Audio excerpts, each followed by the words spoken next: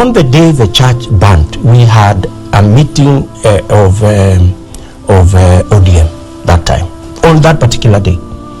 And in fact, it was Professor Kamar, who is my counterpart from Eldoret East, who received a telephone call from the police officer in Eldoret. And the police officer said there has been an explosion in a church in Kiambaa, and several people have been killed. It is believed that there was, these people were cooking, and there was an explosion of a stove. You know, that was the initial, but subsequently, it was a different story. And for the record, there are 4 people who have been charged in court for participating in the Kiambaa violence. And those people were finally acquitted because there was no evidence that they participated in the burning of the church. As we talk today, we would all want to know what really happened in Kiambaa. Was it raided? Did people go and burn the church with people inside? Or was it an accident inside the church because there were too many people and they were sleeping in the church? I have personally met the pastor of that church, the fellow who ran the church. I have had a discussion with him on what really happened. I mean, so anybody alleging that we haven't said anything about the Kiambaa church, thanks. I mean, it's good you talk about the Kiambaa case.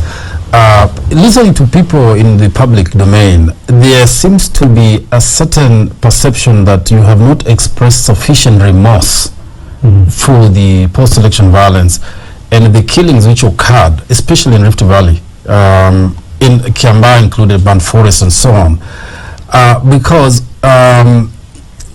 your attempts to bring back peace have not been targeted at bringing back, restoring people to the previous stations or statuses.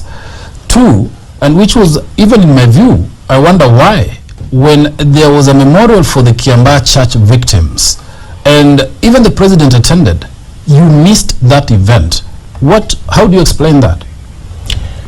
Number 1, let me start with the memorial.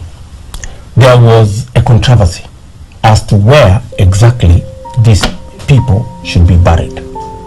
There was a controversy on the ground. Right. And even the priests on the ground were not in agreement. That's number 1. Number 2, this whole event was planned in secret. We were informed 6 o'clock when the function was tomorrow. Really? I got a telephone call from Kiambaa at 6 o'clock in the evening when the function was tomorrow. And the whole of ODM did not go. It's not just William Ruto did not attend the funeral, but that is behind us. And when you talk about remorse, are you in any way suggesting that I am responsible for the violence? That would really be very serious, Makari. No, I hope you're not buying into any pedestrian discussions as to apportioning who caused the violence. Not at all. We have been very clear.